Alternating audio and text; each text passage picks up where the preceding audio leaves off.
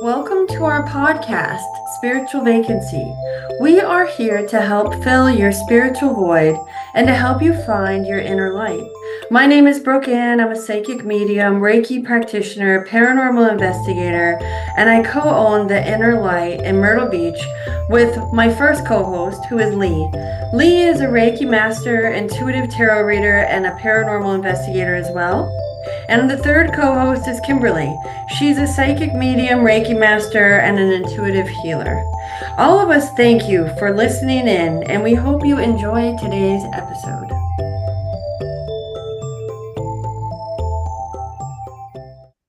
All right, so we're going to be talking about possessions today. Do we believe in possessions? Do we believe that there are evil spirits, exorcisms, things like that, that spirit can actually take over your body and possess you? And I have my own thoughts on it, but I would love to hear your thoughts, ladies, on the subject, because I feel like we're going to differ. I feel like we might not be on the same page with what we all believe or think. So what, Lee, what do you feel? I'll start with you, Lee. What do you feel about like possessions, Um, exorcisms?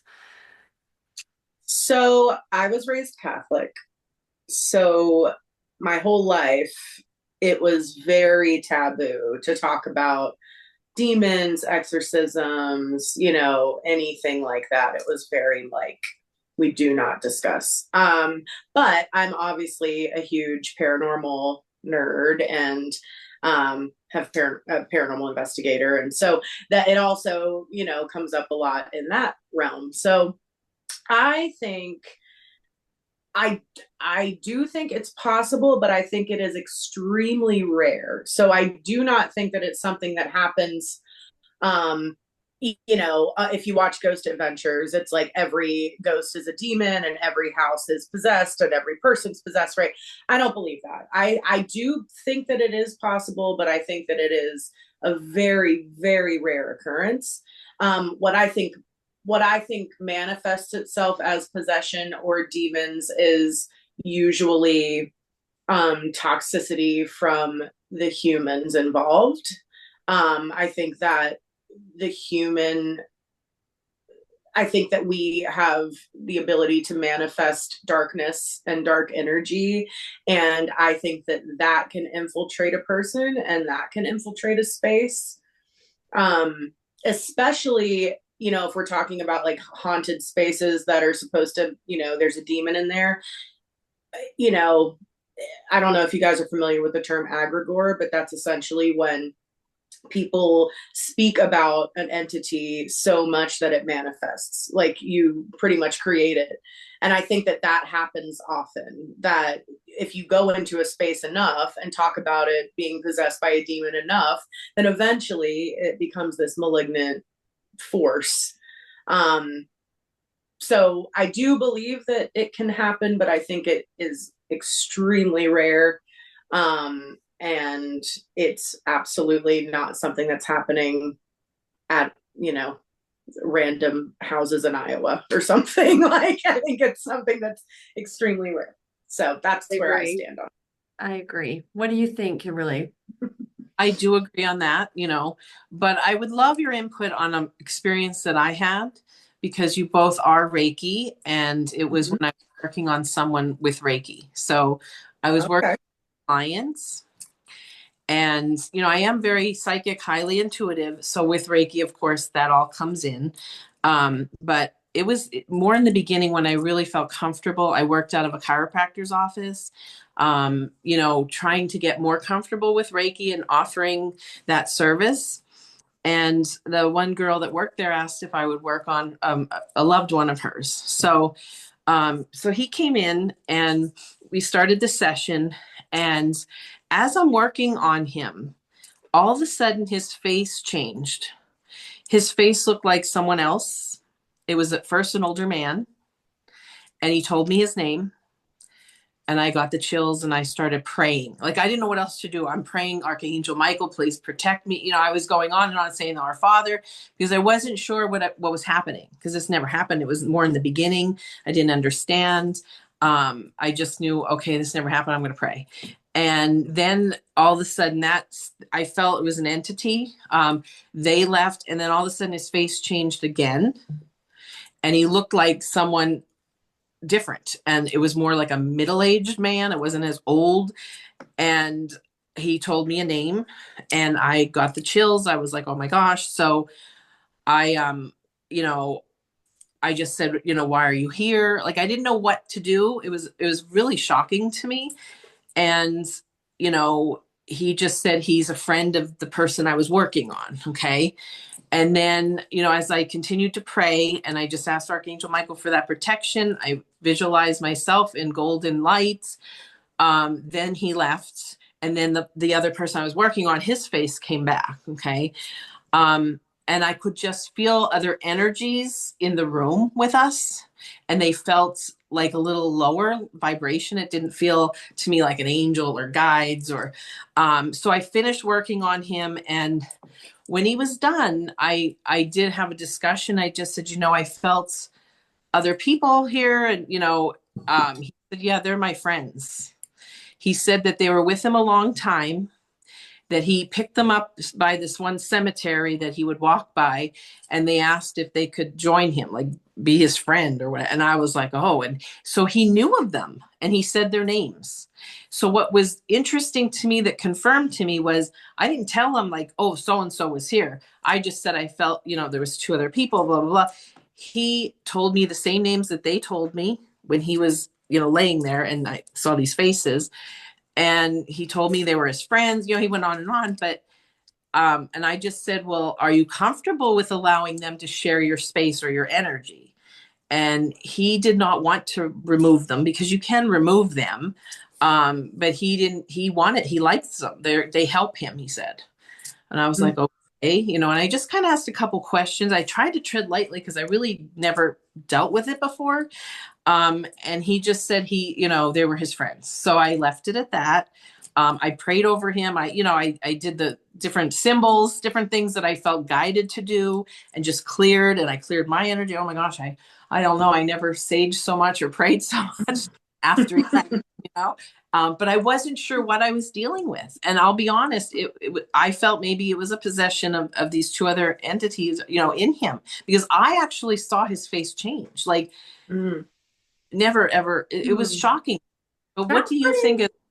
I feel like, honestly, from hearing it, there's nothing scary. I feel like you praying, you're almost putting negativity into it where it doesn't belong, right? Okay. But nothing was scary.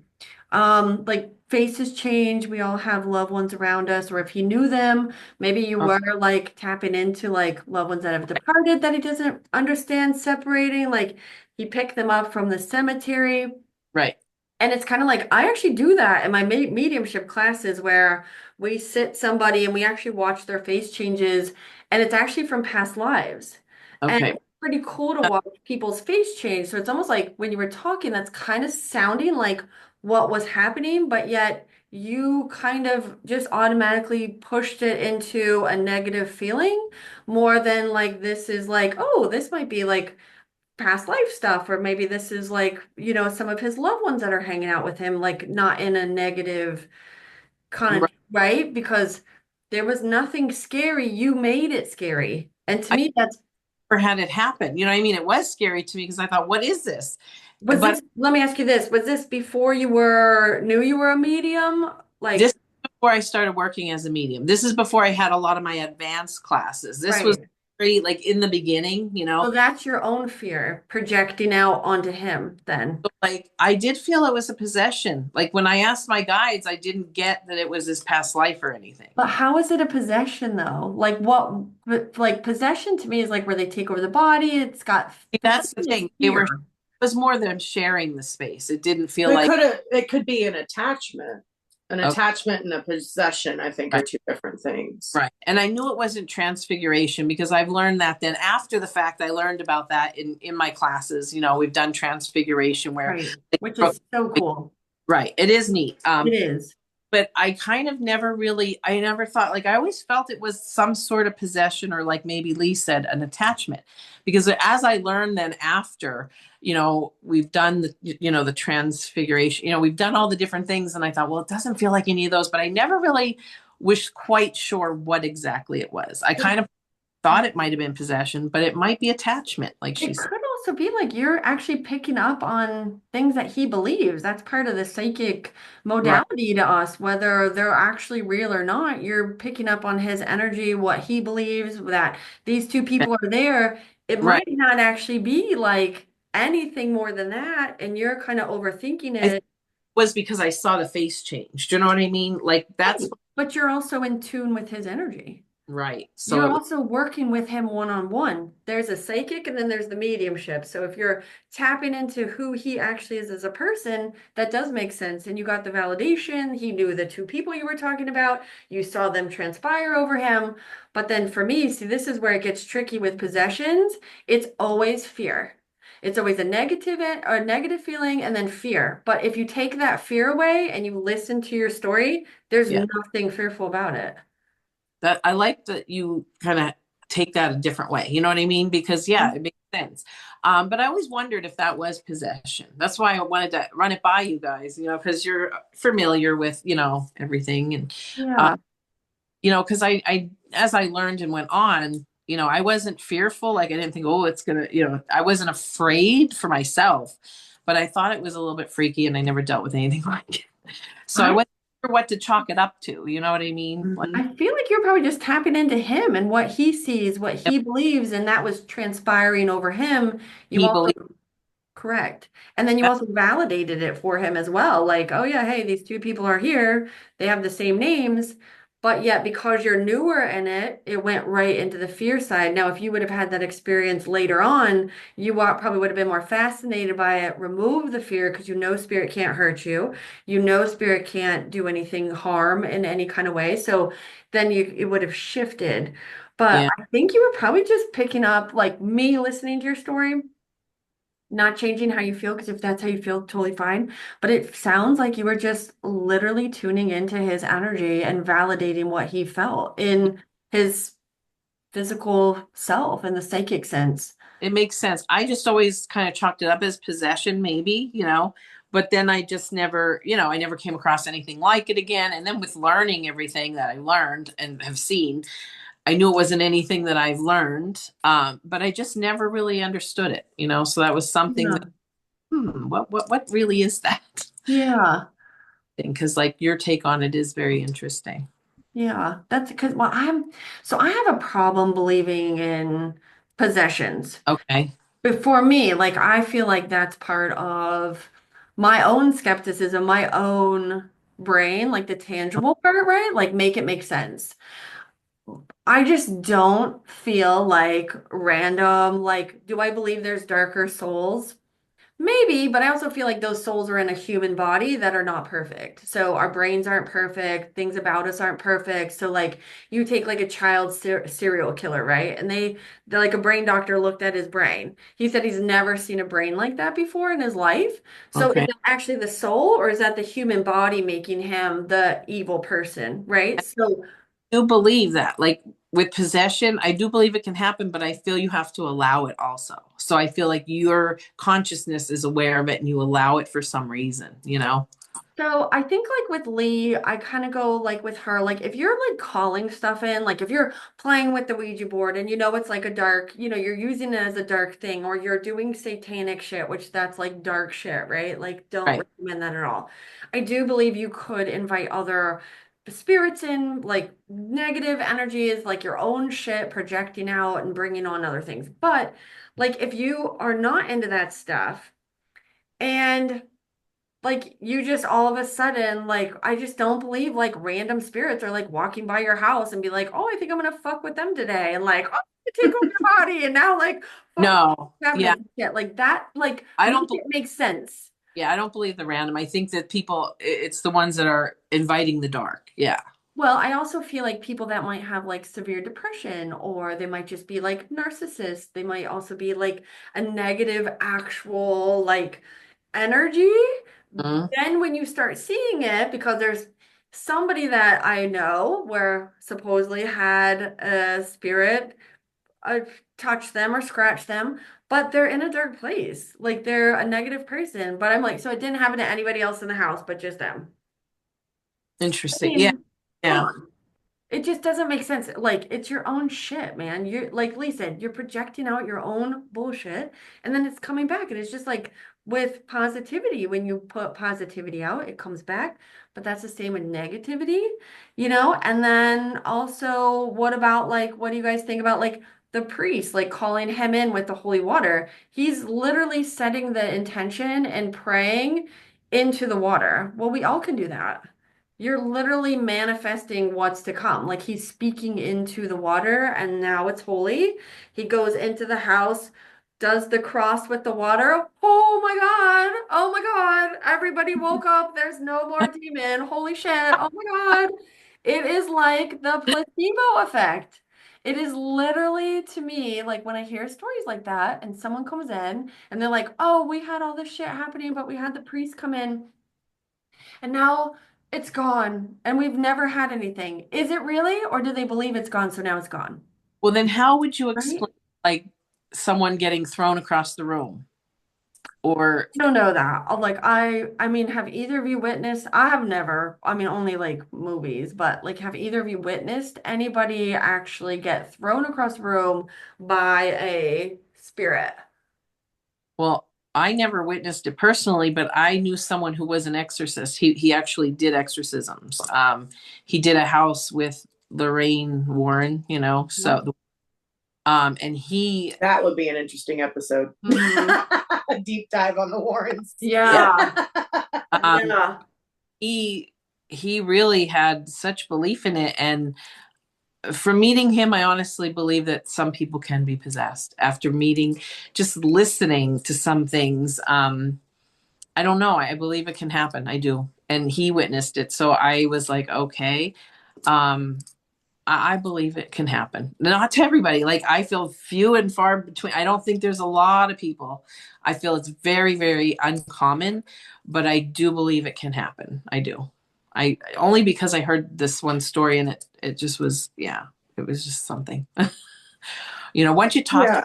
who has witnessed it, I did know a girl who lived in a haunted house and she was scared for her life for years because there were things going on in the house. I feel it might have been just a spirit in the house. I don't feel it was possession, but just hearing like that this, energy could like pull her out of bed. Like she'd be laying in bed, all of a sudden she'd like be pulled by her feet onto the floor.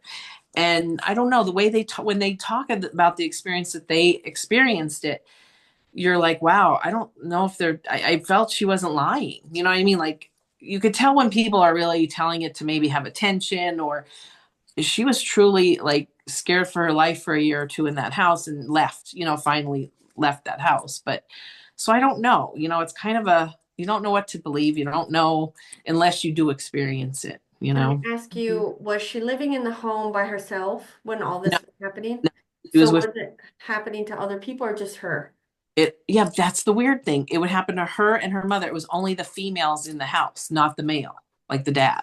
But like why? That's what I I mean. Because don't the know. dad didn't like want to acknowledge it.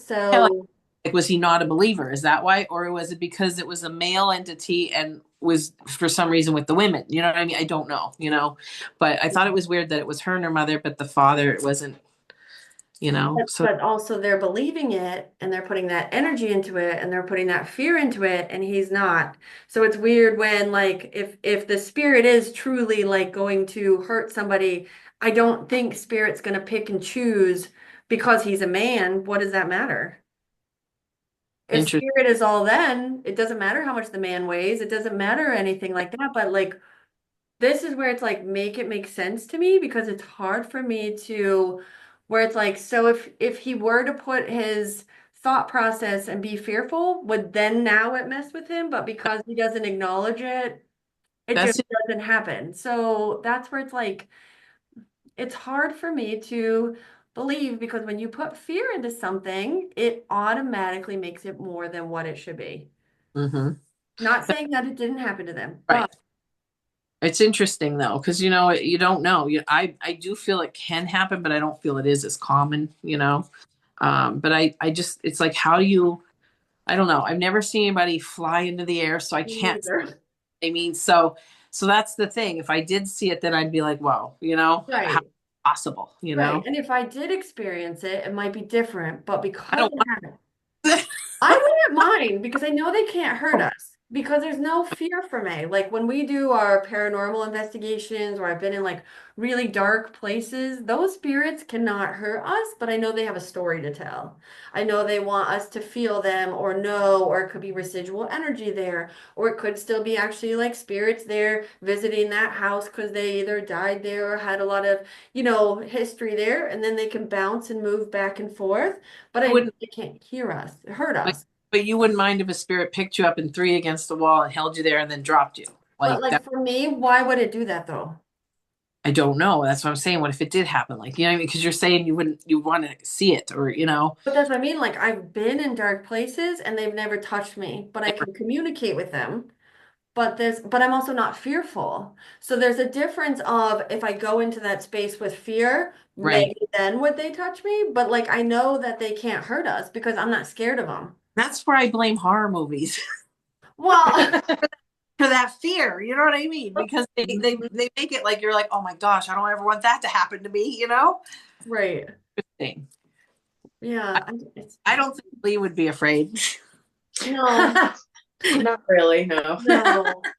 I mean, what do you know anybody, Lee, that's actually been like possessed or hurt or anything like that? What are your thoughts I you have? I do, yes, but it is a very sensitive Okay, topic that's that I okay. can't really discuss. But Don't I worry. do have, I would say, second hand experience with someone that not only was possessed but also was exorcised by the Catholic Oh, Church.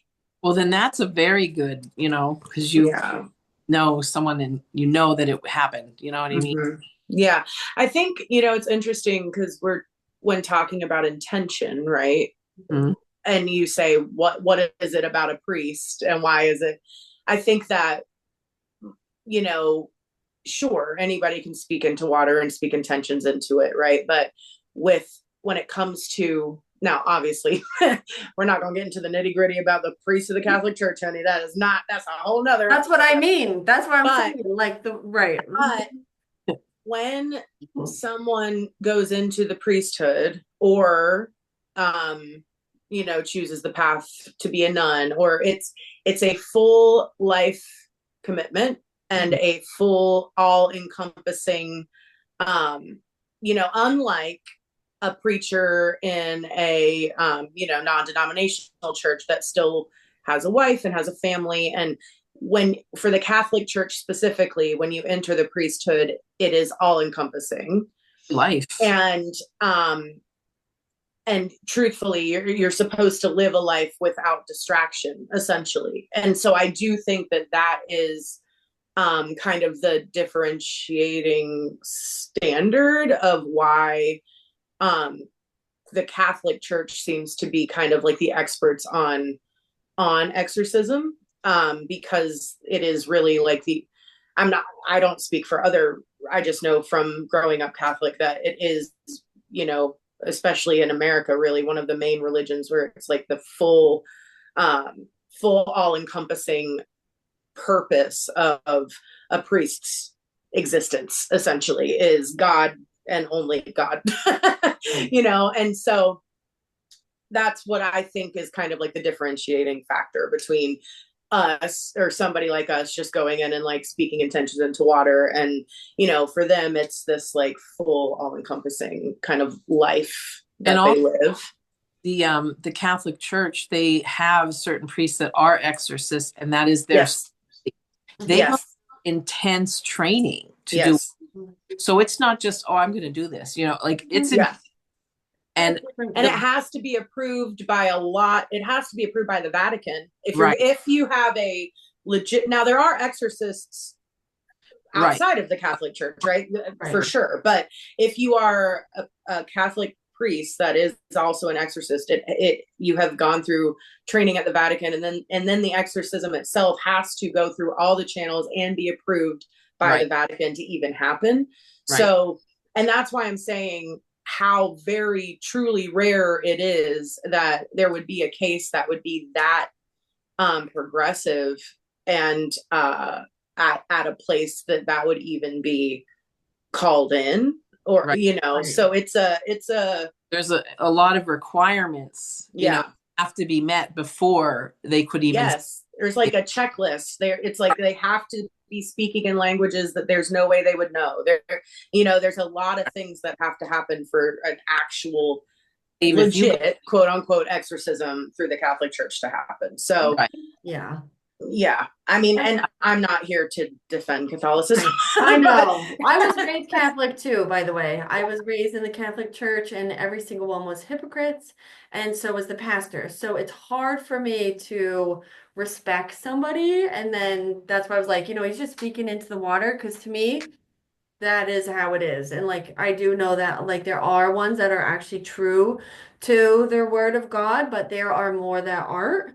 And there's a lot of people in the Catholic Church that are just the biggest freaking hypocrites, and that's why I quit going. Oh, sure, but there's a lot of people in all religions and all 100%. walks of life that are. You 100%. know what I But mean? for me, for the priest to be like they can do this, but then I know what that priest actually did, that was Sure. not. Right. Right? That's where I have a problem with it. And that's where I'm like, well, if that guy can do it and he's that fucked up, anybody can. Because if you're Yeah. saying, like, oh, I do this and I went to this, but yet you're doing really fucked up things that are against God, but then you can go in and go do an exorcism, and now you have holy water from him. Like, is that really holy, or is that because we're believing it's holy? Right? So nothing, like, I know that it's like a big process when it's like a real case.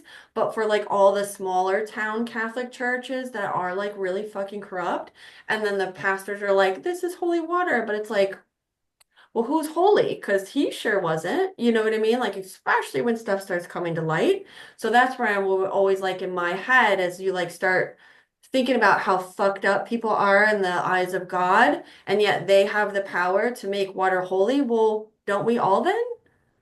Because we're not doing the things that the pastor's doing, right? Like really fucked up things, not on the higher scale level, but on like the lower end, because that's how it was at my church from where I'm from. So Mhm. that's where it kind of makes me think like, well, why can't we all do this? Because I'm not as fucked up as him, and he does some really fucked up shit. But yet he's giving holy water every Sunday. Make it make Well, sense. I don't think anybody's saying that we can't all do it. I think No, no, no. obviously Right. there's a But lot that's of people that do that, like we said, there are exorcists that operate right. from their soul. That's just what they do, Right. you Right. know. 100% on that part. But that's Yeah. where I kind of break it down for me, like as in a different kind of viewpoint of the placebo effect when it comes to fear, possessions. If you believe something enough, you will make it happen. Mhm. Yeah, I mean it's Anything. manifestation, whether it's Yeah. literally called a manifestation, Yeah. right? Yeah. Like when when a Manifesting. when a demon manifests itself, why Yeah. is it called that? Well, Right. because you spoke it into existence and you created the reality. Just like we manifest a new job, we can Yes. manifest a demon. Yes, definitely. I agree. I think Yeah. so. I think we can. If we believe something enough, you can manifest it into Well, reality. and yeah, and I think with this conversation, like obviously Catholicism and like the Bible has to be talked about because, it's such a like Christian viewpoint of oh, I'm summoning a demon from the Bible. You can't say its name. This is, and really, if we're all just energy, then is it just a dark, malignant, negative energy? It's like another lens of Christianity being put on something, right? Like even with the priests, like when you think of a priest, I would venture if we were playing like Family Feud, probably exorcism would like come up in the top 5 things you think of when you think of a priest. But Right. why is that? Because of the Right. movie The Exorcist, right? Like because of pop culture.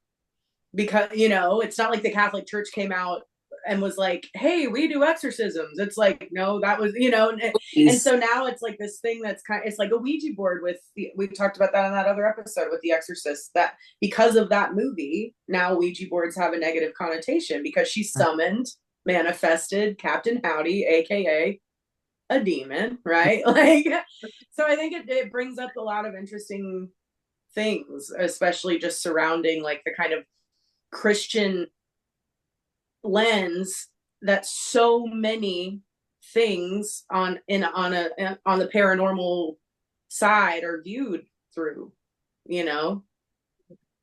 Yeah. No, I mean, I think this is a great topic because I can't like obviously say it's not real because I've just never experienced it or met anybody.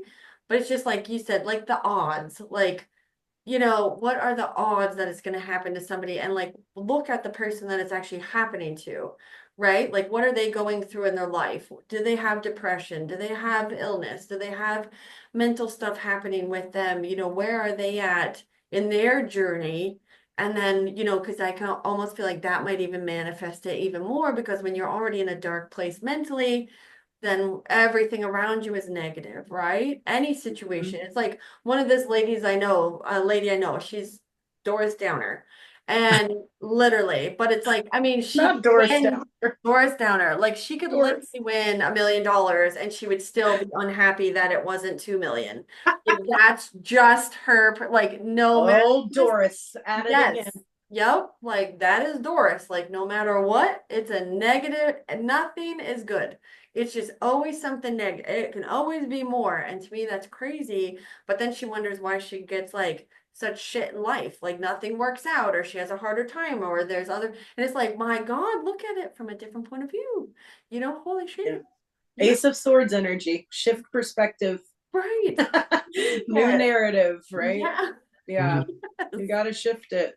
You Yep. have to, For sure. you have to shift it into Yeah. something different. So that's what's interesting for me is, just how powerful our minds are. And when we bring it to fear, we Mhm. can manifest. And yeah, and like the power of suggestion, right? And like Mhm. obviously we live in a time now that I mean TikTok is, you can literally scroll on TikTok and eventually some kind of paranormal encounter is going to pop up, or all the ghost shows, right? And how everything is so focused on demons. And it's like, before all that, it was probably not something that was that was brought up very often. But then the Warrens came along, and what were the Warrens? Extremely Catholic, right? Really pushing that agenda, really pushing that narrative.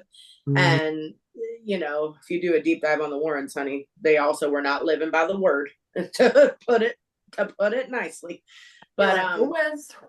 yeah. But yeah, it's a very interesting kind of like rabbit hole to fall down, I think. I think it's easy to blame the dark for things that happen to us as well. Mm-hmm. Because it's easy as like the demons or the dark side can almost be like a scapegoat. So this actually happened to one of my friends. She was a very good medium and she quit being a medium. One of her dear friends of her family had asked her to work on a missing person case. Well, she had told the family that the guy was deceased and he ended up not being. They found out a week later. Then she messaged me and said, "Oh my God, there was a demon talking to me the whole time. It wasn't their loved one. I can't do mediumship anymore." She like totally shifted her life back into God. But I'm like, but she'd been a medium for years. But because she was wrong on that thing, now she's blaming the dark side, right? Now there's a demon, now this. And it's like, but you never had this experience prior to being wrong. Now you're wrong. Now you're humiliated. Now you told this grieving family that their family member was deceased when in terms they were not. So that family is through this awful emotional roller coaster that they should never have been through. Where if she wasn't positive to begin with, she shouldn't have said anything. Mm-hmm. But it's easy to blame to as the scapegoat and be like, oh, it wasn't me. Now I'm in God's life. And now, the demon was talking to me. And it's like, No. that's so not right. Mm-mm. Just apologize. You were wrong. She might have been reading the energy of the family. They might have thought he was deceased. So she was tapping into that energy, not actually his energy, right? Because he was still living.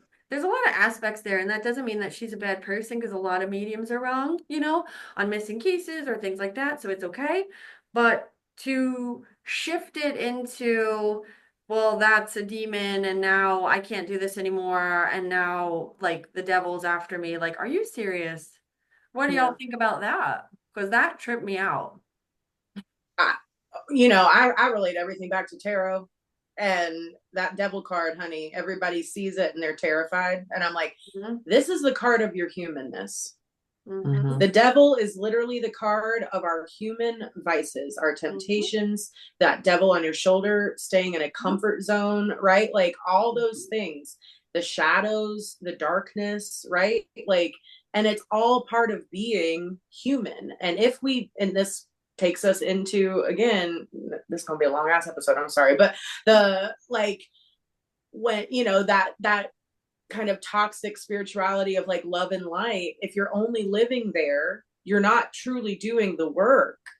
If we won't acknowledge the shadow, then how do you acknowledge the light? Like you have it, these are two, that's duality, these are two things that go hand in hand. And in that devil card there are two people chained to that devil, and if you look closely, those chains are loose enough that they can take them off themselves, right? Because it's all about choices.